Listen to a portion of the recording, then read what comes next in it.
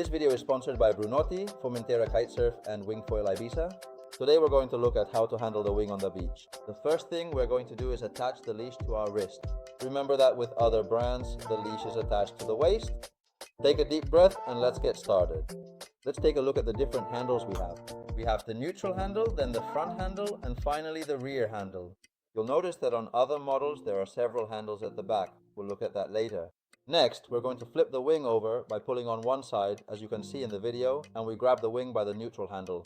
Now I'm going to show you how to position your hands on the front handle and the rear handle, which is the standard position for wing foiling. In this case, if we wanted to go to the right, we would take our left hand, place it on the front handle, and then switch hands, finally putting the left hand on the rear handle. If we wanted to change direction, we would switch hands, but as you can see, we never let go of the front handle when making the hand switch. Okay, now that we know what the original position is for wing foiling, we're going to do it a little differently. For the first exercises, the first thing we're going to do is forget about the front handle. So we're always going to grab the neutral handle and the rear handle to do the first exercises in the water on our knees and then stand up.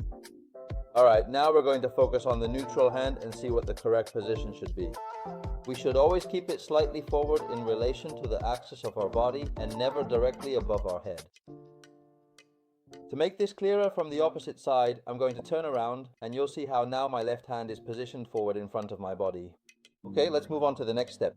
First, we're going to point with our leg in the direction of the board. That is where we're going to go. In this case, it's a crosswind direction, always at 90 degrees to the direction of the wind. In this case, we're going to the right. We'll grab the neutral handle with our right hand and the back handle with our left hand. Alright, now let's focus on the back handle. The first thing we're going to do is pull downwards. It's important, always downwards and then slightly backwards. Now let's see how these movements affect the sail. If we pull downwards, what we'll get is power. On the other hand, if we pull it backwards, we'll get direction. The sail will drop from one end and give us the push we need in the direction we want to go. Now we're going to switch sides and practice these exact same movements once more, but this time on the opposite side. We really need to keep practicing this specific exercise over and over again until we can perform it perfectly every single time. Let's focus on our form as we repeat the motion.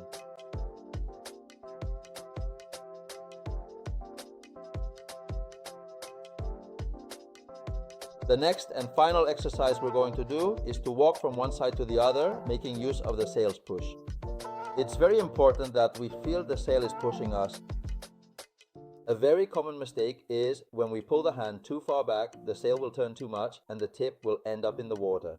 To counteract this mistake, we'll push the back handle forward. Well, I'll leave you here with the exercises.